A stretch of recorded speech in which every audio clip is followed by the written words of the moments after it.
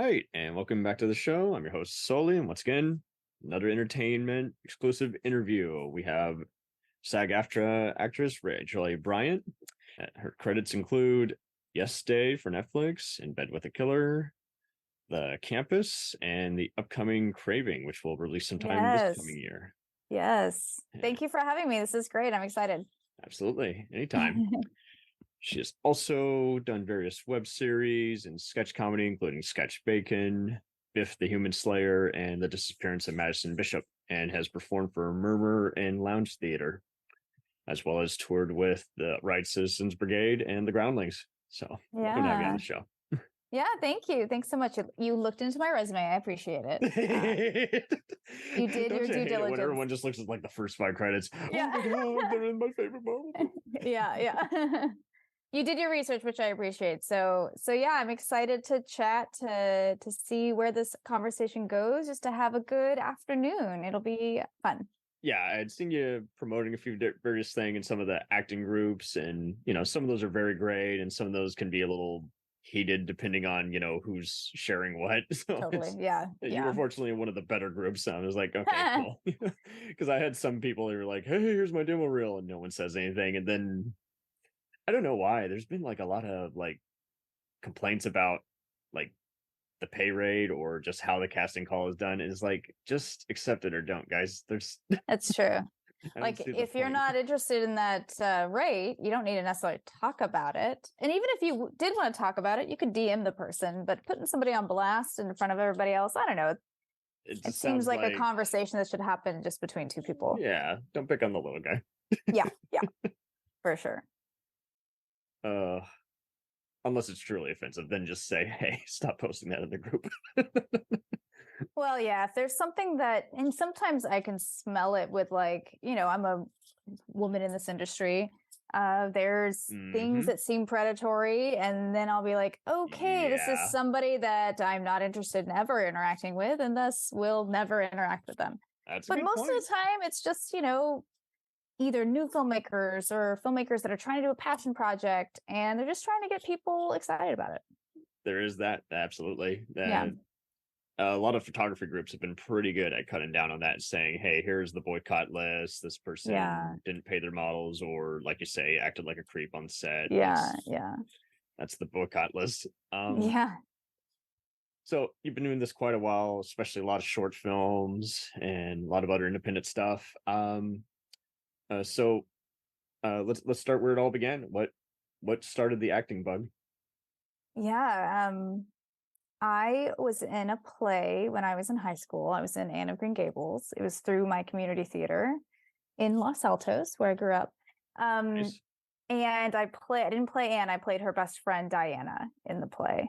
Sweet. And I just remember, like, feeling alive on that stage, getting to play with other actors. I remember feeling so invigorated by that experience. I was like, I want to do this all the time. That was what really started my journey into being a professional actor, was high school, man. Back in the day. There you go. Even Yeah, better. yeah. I love doing stage work. I really enjoy Shakespeare and the theater, and that's how I fell in love with acting. So I always have a special spot in my heart for that. And I was just rehearsing a play over the summer. We lost some of our funding, so it got put on hiatus. But while I was doing that, I was like, oh yeah, this is why I started this whole thing. This energy, this onstage energy. Excellent. Where were you raised? I was raised in the Bay Area. So are you a San Francisco person because of your background here? I have family there, but yeah, Yes. mainly just because I just love that background as opposed to the Yeah, I boring mean, Dallas, Texas skyline behind me. beautiful bridge, the San Francisco Bridge. Yeah, there it is, the Golden Gate. Yeah, so I grew up, my dad was a tech guy. So I grew up in the Silicon Valley. Learned the My techno linguo. Oh yes, I was very adept at very many technical things. I think my dad wanted me to be a computer science major, just like my brother. And I was like, you know what I want to be? A star. So I went away from the tech world and into acting. Okay, very nice. Oh, well, and did you have a lot of good support from like just other relatives, your mother, grandparents, or anything? Yeah, my parents were all, very supportive. My dad was too. They they supported my desires to do theater in high school, as you saw, or as I was mentioning, it was when I first, jumped Hmm. in. And then I got a BFA from Chapman, and then Mm, in theater performance specifically, and they supported that, and they are very supportive of me. I'm so grateful. I know there's some actor friends of mine who don't have that support system, and being an actor is very difficult in the sense that there's a lot of money you have to yes. invest, and there's a lot of time and energy that's usually coupled with a lot of that money. And without a support system, whether it's parents or just somebody else in your life, it can be very lonely. It can be very difficult. Los Angeles is a very expensive city, as is New York, but um, and of course that's where the artists are, right? These two Right. expensive cities that are filled with artists and creatives and filmmakers, sure, but also it's very difficult to make ends meet there. Yes, very consuming, Yeah. and unless you got some other kind of support, I've Mhm. seen a lot of local and husband and wives teams that will do that. They'll Mhm. find a sitter for their kids, and then they'll switch it out. It's like, okay, this month you're doing the Ford commercial, you're doing these five Right, right. plays, and no more. Can't take it or book anything else. Don't care if it's a good gig. Now you got to, babysit the kids, and Totally. I'll go out, scout this, and come back successful or not. Yeah, yeah. Uh, so that's great. Who was like your main mentor, who you mainly just says like, hey, you got the voice, got the look, you got to try this out because you talk about it, you love it, you might Yeah. as well be a part of it. I've had a few mentors in my life. I had an acting coach when I was in high school. She was the director of the community theater, Molly Bell, Mm, who started to mold like my craft, because as a young actor you don't really know like what is effective as far as storytelling until you start being directed. Like that's why directors exist, right? um right. and she helped me kind of evolve into being like, wait, I know how to do this. I can explore this. I can dive in here. There's a safe space. It felt very safe, You can do you whatever you know. want here. Yeah. Exactly. So she was a big advocate for me as an artist. And then currently I have two wonderful women in my life that are so um what's the right word, they appropriately challenge me. So Mm, it's not like they have a criticism that they use. They're not, constructive. exactly. They're using positive reinforcement for me to even find safety and vulnerability in the work.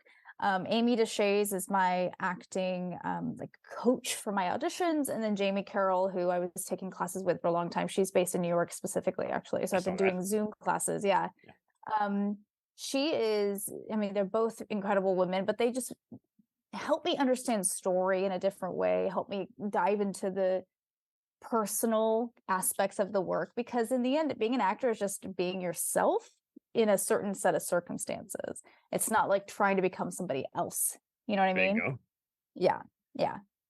To build on that, there are that's often the first compliment or complaint you see in a review, professional or not, that's talking about an actor or even a filmmaker. Oh, they directed it, they must have been in charge of it all. And now lately we've been reminding people to re-examine the film history books and re-examine, hey, producers are often the ones calling us out. The director's just one of the main creatives, telling people what he wants, whether he's inspired or not, or getting too much credit. That's all subjective. And same thing with the actors, regardless of the input, regardless of how much been's rehearsed. When did you just kind of just really just it blew your mind? What was your mind blown when you just realized it's you have to come up with a character backstory, even if it's just one line of dialogue? I think that, I understand, I guess, the reasoning behind that. Like, because a lot of actors, or at least a lot of people that want to call themselves actors, think it's very, very, very easy. Yeah, and I can and do it. so I can do it. I'm not going to prep anything. I'm not going to think about where this person came from or why they're here, which then means like it comes out too casual or too amateurish, or it's almost flippant in the performance.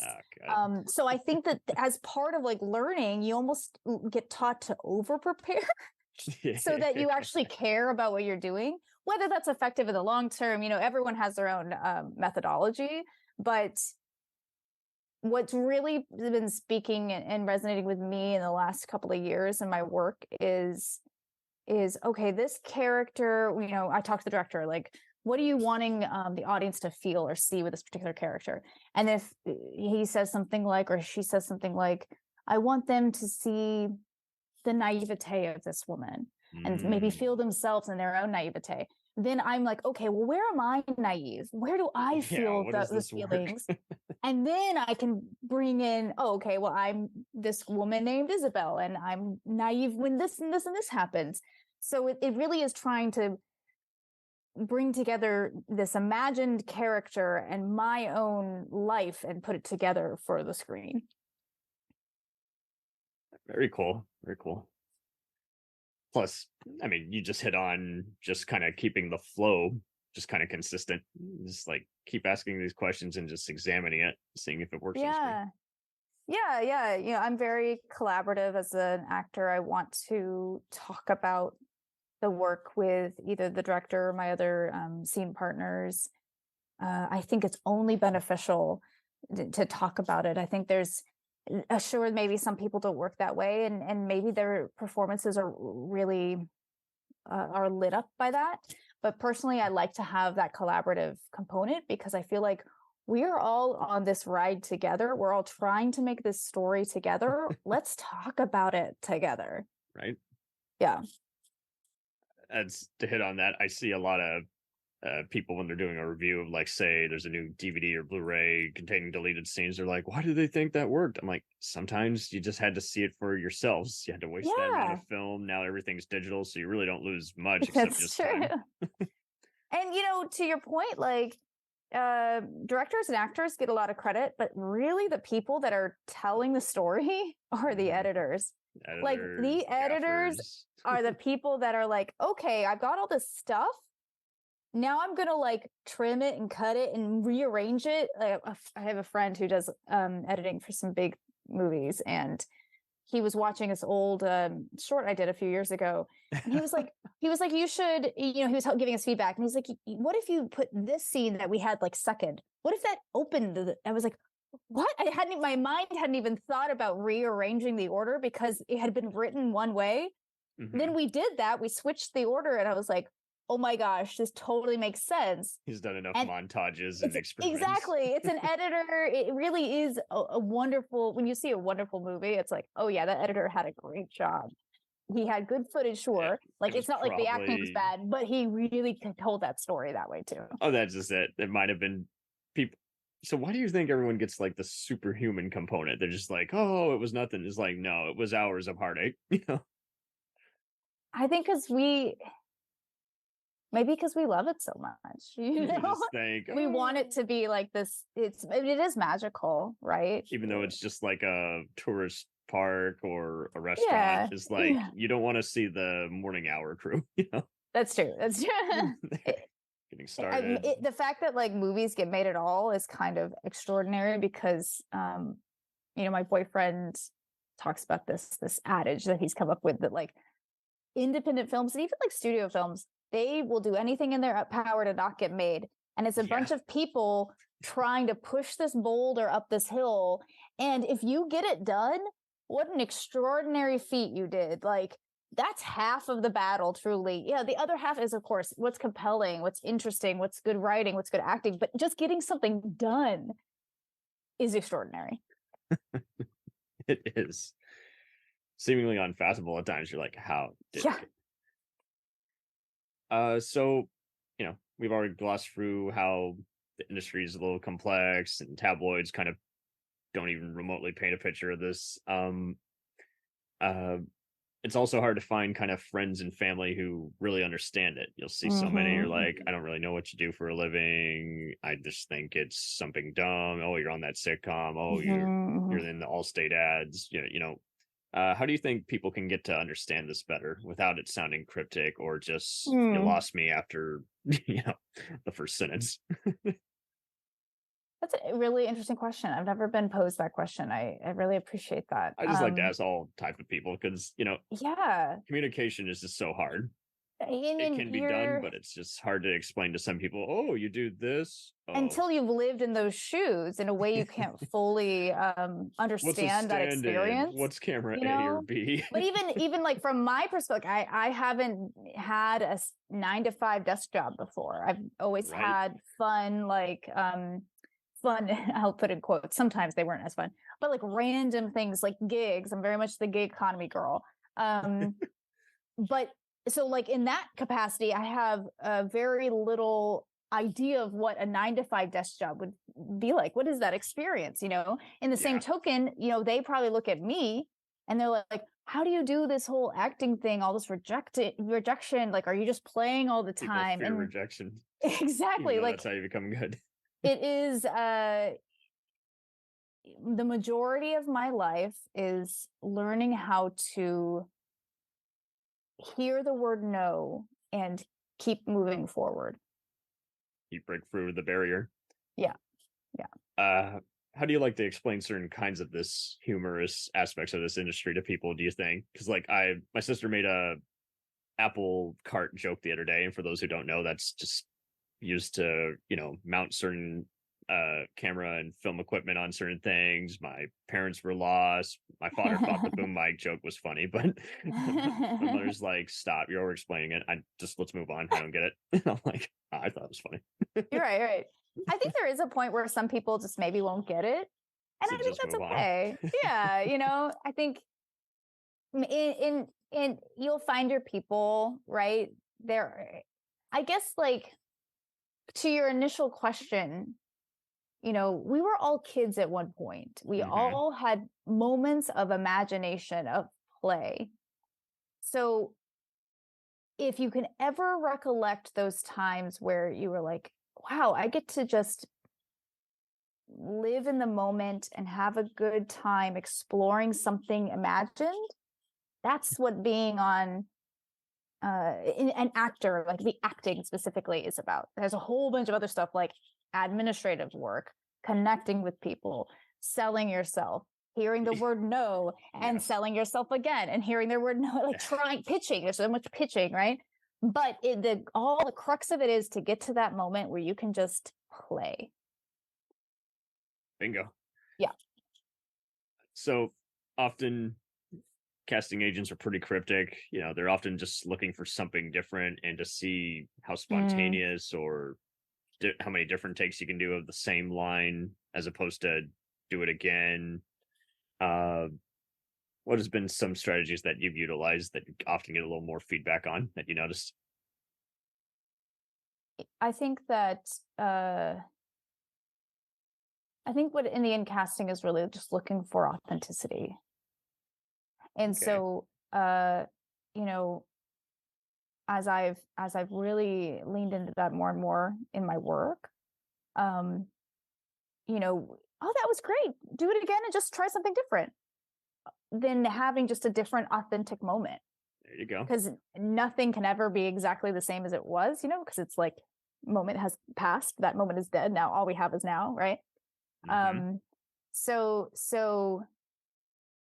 yeah, like sometimes you don't get a ton of feedback from casting. Sometimes you get a lot of very specific feedback. In the end, it's just about me trying to be as honest and authentic as possible, regardless of maybe the extraneous circumstances that could be happening around me. And that actually really helps, like when I'm on set, because being on set is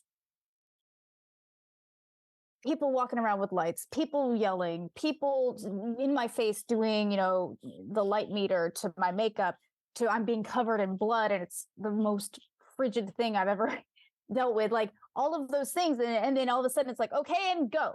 And you have to just be ready to go. it's a little bit of like taking all that extraneous stuff that's around you and just focusing in on the moment, the other person, this story I we're like telling. it almost. And to that point, I do know I once had to tell one guy who was running an indie film short how unprofessional he was. He was just like, you don't tell the filmmakers how to do their job. Like, he was basically telling the actors how to act, and it's like, well, I don't agree with that. I'm like, Awkward. well, there's no disagreeing with it. You can't tell them how to act. It's just not how Yeah. it's done. No, They've been you do a hired for good this job. job. Yeah. Let them do their job, you You know? micromanage your manager. I Yeah. don't think that's a good idea. That's not the most effective way of handling that, right? Yeah, he'll say duly noted and put in your 2 weeks notice. Yeah, yeah. Yeah. It just doesn't work. But um what do you also look for in a filmmaker? Like, Antoine Fuqua is often liked by Melissa Leo and Denzel Washington because he likes to tease them with where they can go in their role, and they're like, I wonder what he's looking for. I'm gonna try this. And he's like, you went beyond what I was looking for. Yeah, Dynamite. yeah. It's in the can. What do you look for, especially with a lot of the short films you've done, mostly the horror and drama kind? Yeah, I think it's that collaborative nature that I touched on earlier. I like directors or storytellers or writers that have a clear point of view. Like, what are they wanting the audience to feel or to understand at the end of the story? Right. If that seems vague or amorphous, then usually the end product will be vague or amorphous. Yes. Like, if there's not a clear point of view, or even like if it's an experiment, like, yeah, we're just going to try improvising just to experiment for ourselves and just see what happens. Like, that's fine too. Just be clear about that at the Let everyone beginning. into your world, as opposed to we're just kind of goofing around.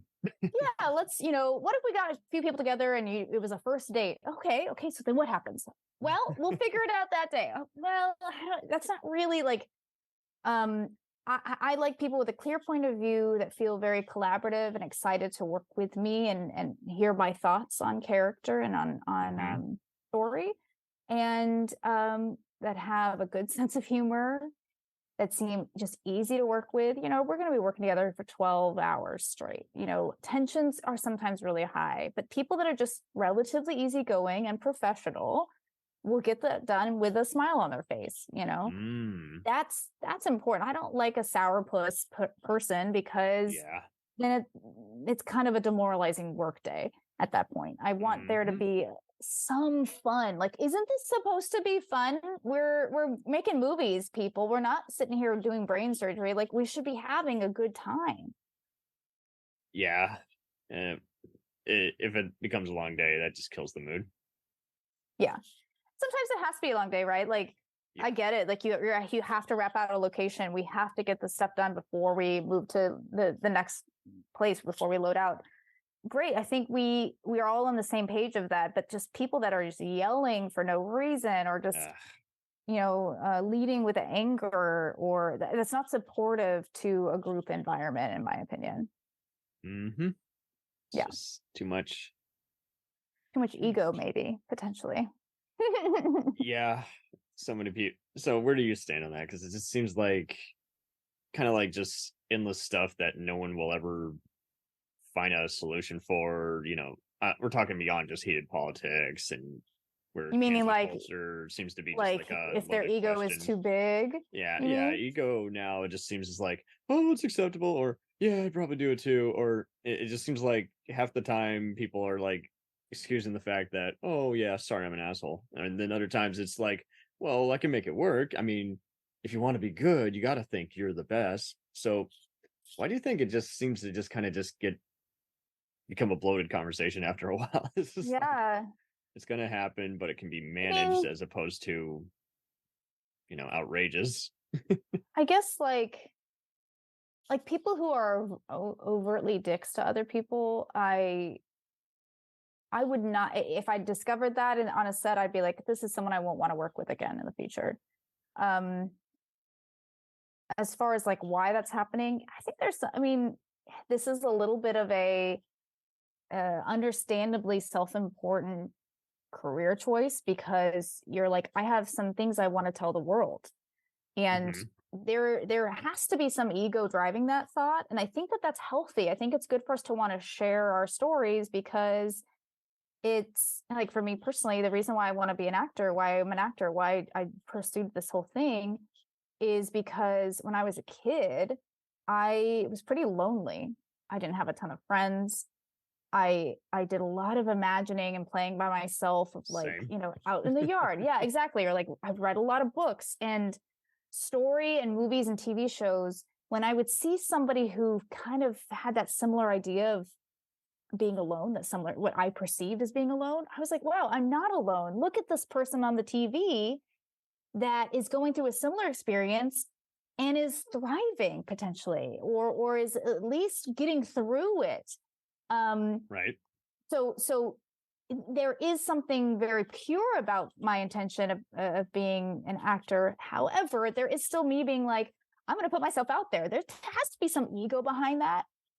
And I think the same thing is happening on the filmmaker side. Like, you have to think that this point of view you're going to tell has some importance and weight in this life.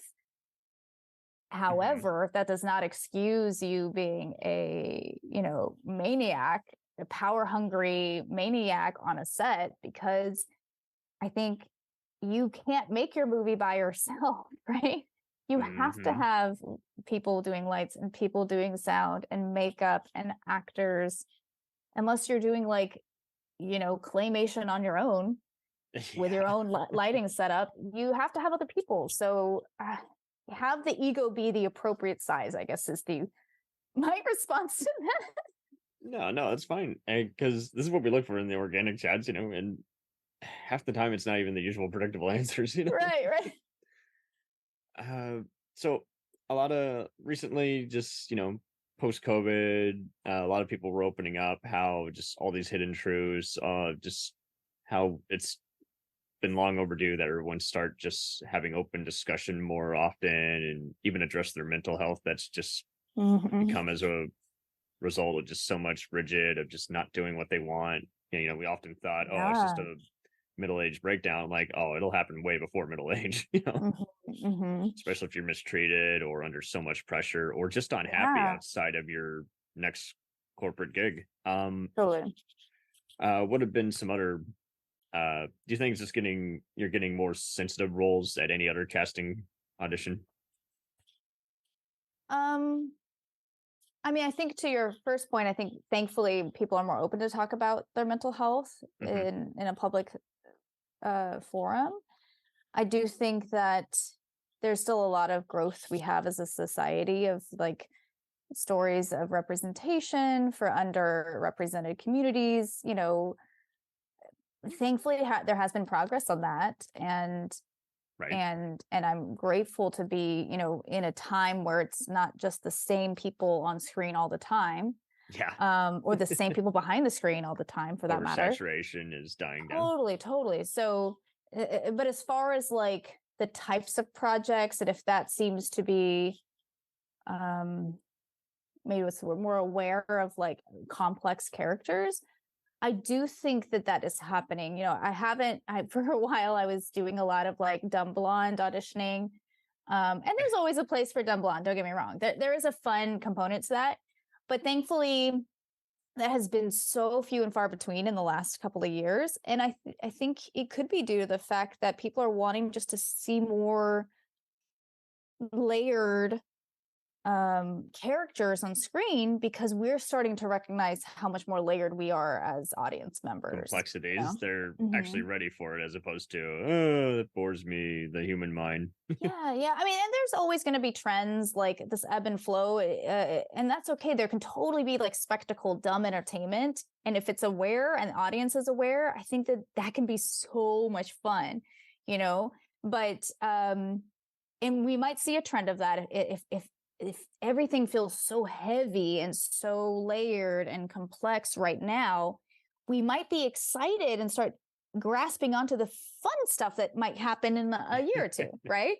Perhaps. So yeah, we'll see. There are trends that happen in storytelling, and I think the pandemic really illuminated a lot of societal issues, a lot of personal issues. People realizing, I don't really like this job, or do I really Yeah. like my wife or my husband? Like that came out a lot. And so there was a lot of changes that happened. And in a way, like we're in a very state of flux right now as a society. Right. Yeah. It's not. And that's okay. I think we should be, right? If anything, if you want to avoid anything becoming formulaic, just keep adding different kinds of detail as opposed to going with the same formula. Yeah. So speaking of different formulas, you mentioned how you were trying to study, you're fluent in a few different accents. You've studied Cockney, French, Russian, Southern, British. Um, uh, who were some of your teachers for that, or did you have to invest some time in some actual language Well, classes? I haven't. So in Chapman, when I got my BFA, there was an accents class. But it was more like exploring the mouth and understanding how like this is an instrument, right? Gotcha. Um, Still great on the resume. For sure, yeah. I majored in French in college. I double majored in theater and French, and so I haven't practiced it that much as of late. So I need to do that again. But that's how my French came about. Royal pronunciation, English or British is kind of like your standard British accent, and that's just like people with elevated, heightened, stylized British accent. It's not. I guess I did that in high school, so that's how I kind of trained there. And then I've done tapes and CDs where it's like, here, learn this language thing. So there hasn't been a specific mentor to that, but there's a lot of great resources like YouTube videos. Like if I get an audition, I just had an audition for a French character for a television show, maybe like a month ago. And I was like, okay, I know overall my French accent for da-da-da-da, but I hadn't ever said this particular word before in a French accent. Let me look up how I would say it, and I listened to some French speakers speaking English to kind of get in my heat, to kind of tune the ear to that. You know what I mean? Right. You can just play around with what others are probably going to hear. Yeah. Very nice.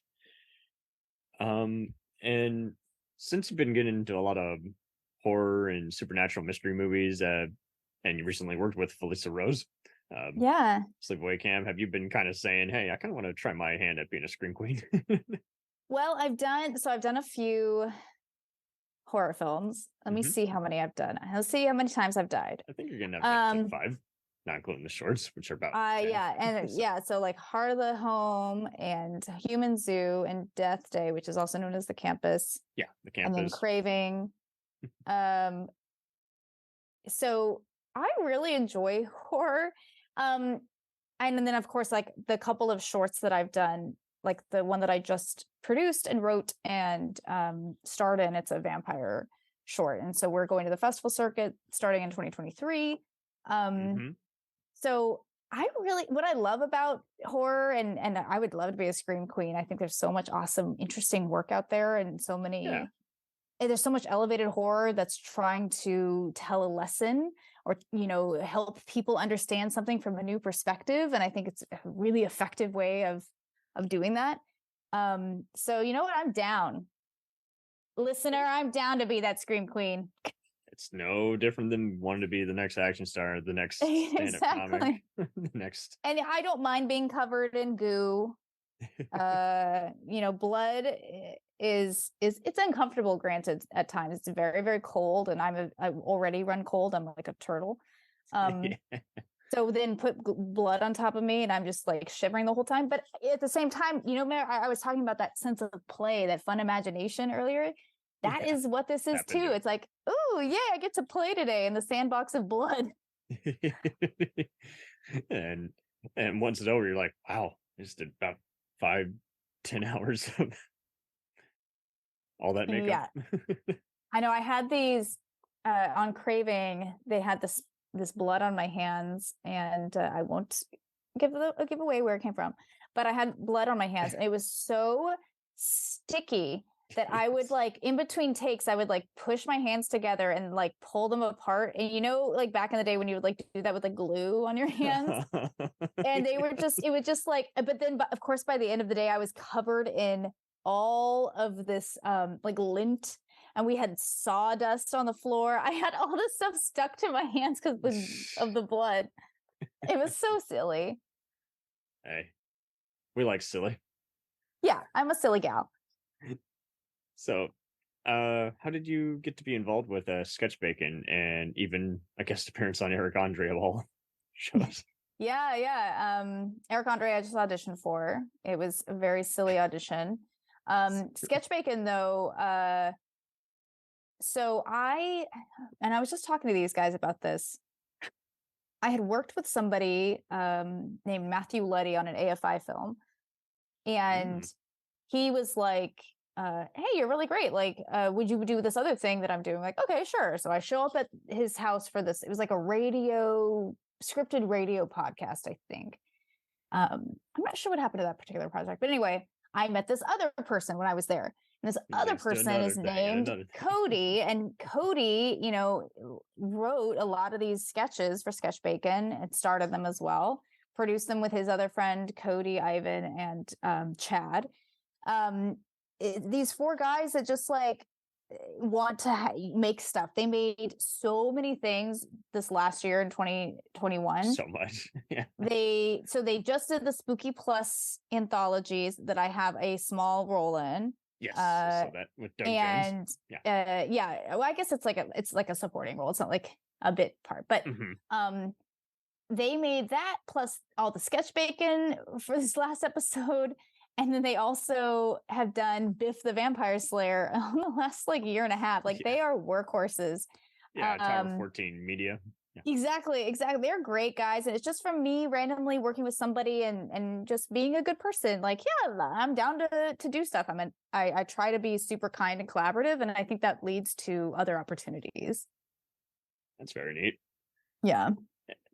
Is it true that with some of these, they try to kind of just surprise you? Because half the time you don't know what you're even doing in the sketch. It's like you're not doing an extra work, obviously, but you're doing just kind of like they need someone in the scene and they just kind of play along. Not for crowd. Sketch Bacon necessarily. I have had that happen on random other things. Okay.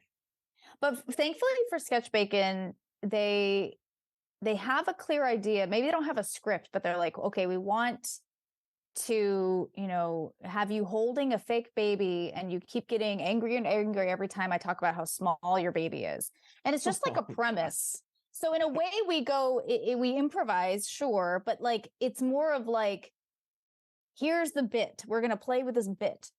If it was super vague, I don't know if I would be I trust these guys now because I've worked with them for a couple of years now. But if it was like someone I didn't know and they were like, we just want you to come over and pet this dog and it'll be hilarious. And I'll be like, well, what exactly, like, where's the funny here? What's the bit, right? Where do you really want to go in this? Exactly. Yes. I don't want to figure it out in the moment because that could turn into, a lot of time and energy wasted on ideas that don't work. If it's a shoot day, let's have it be a shoot day. If it's an idea day, great. I'm down to always explore that. But if it's a shoot day, let's shoot. Let's get it on its feet. Very cool. And have you had a pretty good agent, would you say? Yeah, I have a really great agent, a really great manager. They're super supportive. They advocate for me too. Being an actor is a really competitive business. There's literally thousands of us.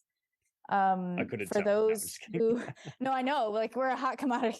If there's a breakdown, meaning like if someone's looking for an actor for a role, and let's say it's like 25 to 35, all ethnicities, woman who could play a barista, the casting director will get literally 7,000 to 8,000 submissions.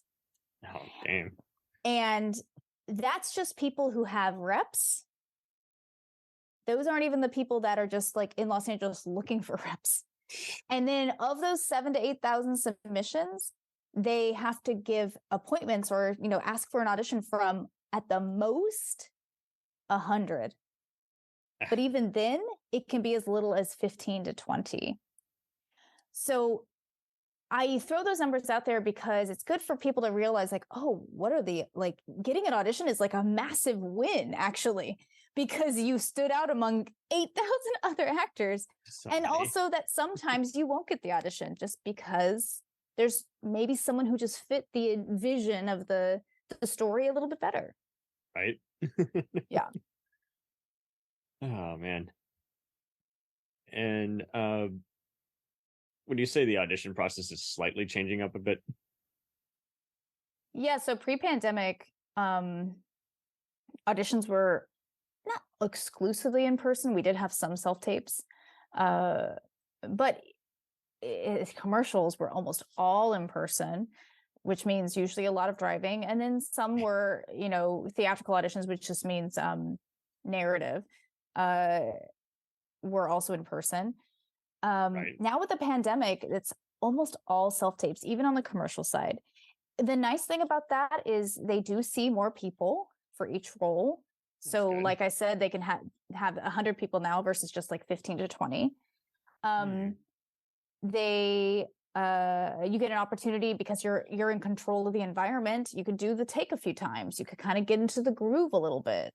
That has really changed the game, because actors previously, you wouldn't really have the opportunity to have a day job or specific types of hobbies that might take you away from being available at all times for an audition, You must and be now up that all you day can do with no sleep. exactly, which totally happened a lot, and now like actors are able to work, which is great, so that we can pay for our headshots, which we can pay for casting sites. It costs money to put our reels up online. There's a lot of costs associated with it. And then we're not freaking out going, how am I going to pay my rent too on top of all of this? Oh man, so much to fathom, so much to consider. It's a lot, yeah. But it's, when you love it, it's just part of the gig, right? It is. It is. So, any theaters that you recommend people try out for that are For like open? stage, you mean? Yeah, for stage, local theater, any other places that you worked at one time or another, and you're just like, yeah, that's a pretty good start. The Sun Assembly Theater here in LA is I think they actually just recently closed. Now that I say that, they were a great theater company. I really enjoyed their work. And the pandemic was hard on a lot of theaters. Deaf West is a great theater company. They have both deaf and hearing actors as part of their performers. It's beautiful work. The Geffen, of course, you're going to see great work. You're going to see great work at the Amundsen. That's good. But as far as like smaller theaters, if you ever see anything at like the Whitmore Lindley, which is like an indie theater house, or the Victory Theater in Burbank, the Hudson, which is on Santa Monica in Hollywood, you'll find some good like 99-seat plays, like these smaller houses that allow for a more intimate stage experience. And then like I just started doing improv again. I had been out of the improv game for so long. And so I just started taking improv classes at the PAC, which is a great, they were kind of like an indie improv. They've gotten more established over the last couple of years. They have a lot of really awesome work. They're really good performers there. So if you're looking for good improv, you could totally try the PAC. UCB just recently opened up again. So I haven't been, for those who don't know. Yeah, I haven't seen them since they've reopened, but I bet the work is still just as good. And then of course Groundlings. All right, guys, time to get busy. There's my recommendations for everybody. And improv, I think, is a great place to start because it forces you out of your head and into your body and into the it's a lot about collaboration from the get-go. Like, hey, let's figure out this problem together. And sometimes acting in a school where it's about audition technique or scene study, it almost feels like it's all about just you and the work you're doing, which is true to a degree. But I like the improv component of, well, what's my other person doing? How can I support them in the scene? Yeah. That's good.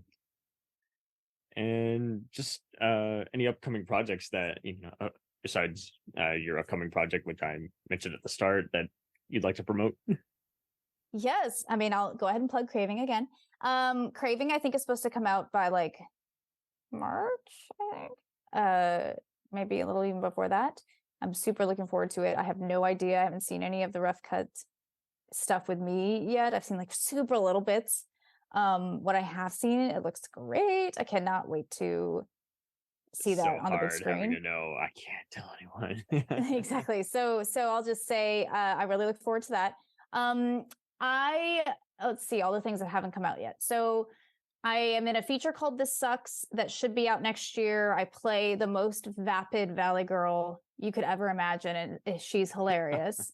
I'm in a short film called Stars Above the Clouds written by Kelsey Daughtry. She's also the lead actress in it. That's going to be coming out probably in the spring. I know they were finishing up their post. Very nice. I also have my vampire short that I will be traveling the country with next year. So hopefully you guys come and see it. It's called Vexed. And there was one other thing. Oh, and then Biff the Vampire Slayer is supposed to be coming to a streaming platform near you soon. And once that's out, I will be sharing that on social media. And then 16 Bits is premiering in LA. I don't know if you've heard about that, but Aaron Mento directed that. Kevin Caliber is the lead actor in that. That's premiering December 8th in Los Angeles. Man, staying busy.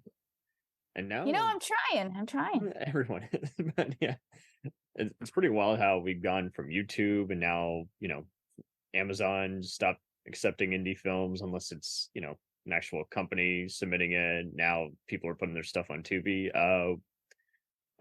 Everyone's desperate for content, but the management's changing all the time. Are there any other video sites that you recommend others kind of just submit, their demos, sketch, and acting rules to? If you're trying to be an actor specifically, make sure you're on either backstage.com, Actors Access, Casting Networks. Those would be the three top places. Okay. Filmmakers, if you have the ability to have like Film Hub represent your film, they'll get it on Amazon for you. Tubi, I know Freevee. I've heard good things about Freevee. I haven't personally tried it, but I know that some people can get their stuff up on there. YouTube, self-distribute. Why not? If you can get eyeballs on it, that's great. If you're looking for horror stuff, Alter is a great horror resource. Alter on YouTube. Shudder, obviously, they're always looking for content too. In the end, I would say just keep making your stuff, keep getting more of your voice out there, keep making more content, challenge yourself to make it better every time so that the quality goes up as you learn more as the filmmaker, as you get more open with your storytelling. And I guarantee the audience will come. They will find you. That's great. And like you say, it's like, they are all just starving for content, and if they like more of it, if they like the hits, they're gonna just keep asking you guys back. Yeah. I've seen a lot of horror conventions which you can actually you can reserve to screen your horror or sci-fi movie there, right? You gotta apply before the deadline saying, okay, it's gonna show in this hallway, 1 2 free, optional Q&A. Yeah. I think that, and you can find some of your people that way too. Like people at a horror convention are wanting to watch horror. Like, what a great opportunity to meet horror fans. Yeah. Why not? Okay. And, thanks 1,000 for being on here because, thank you so much. To everyone. We want to help out the little person, the big person, the one who this is their day job. And I appreciate you being down to chat with anybody that you got inspired by or you're excited to chat with, and hopefully everyone something wins. I said resonated with somebody, and hopefully someone listens to this and then sees your short. And if you guys want to find me, I'm on Instagram as at Rachel Amanda Bryant. That's where I post the majority of my stuff. So at Rachel Amanda Bryant. Loud and clear, guys. Check it out. We'll return after these messages. Do you ever find yourself thinking about who would win in a fight between Goku and Superman? Hi, I'm James Gavsey, and on the Who Would Win show, me and my co-host Ray ignore anything important happening in the outside world and debate fictional battles between characters from comics, movies, and video games. We got a new show every week, and almost always am I the winner. Yeah, not true, Ray. In the past, we've discussed such matches as Captain America versus Darth Vader, Solid Snake versus the Iron Giant, classic matchups like RoboCop versus Terminator, and even the Muppets versus Sesame Street. That one was crazy. So if you're a fan of geek culture and love a spirited debate, check out the Who Would Win Show wherever you get your podcasts, or check us out at whowouldwinshow.com.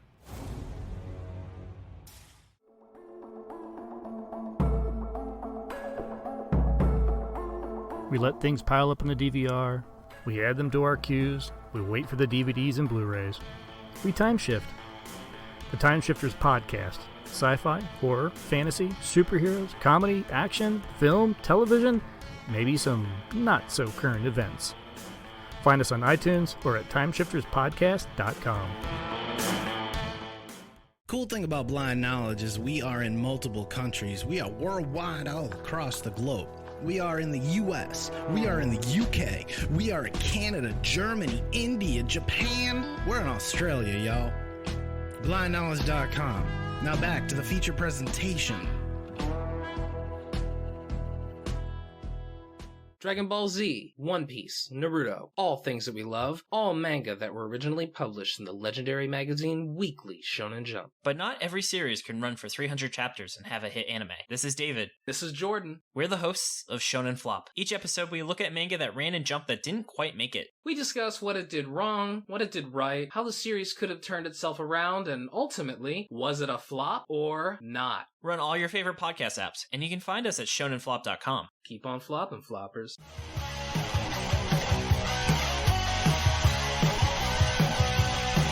Follow us on the web on Facebook, Twitter, and Instagram. The podcast is available on Podbean, Spotify, iHeartRadio, Anchor, Apple, and anywhere else podcasts are available. Feel free to review our show and leave comments on any of those sites. Thanks a million for listening. It's a jacked up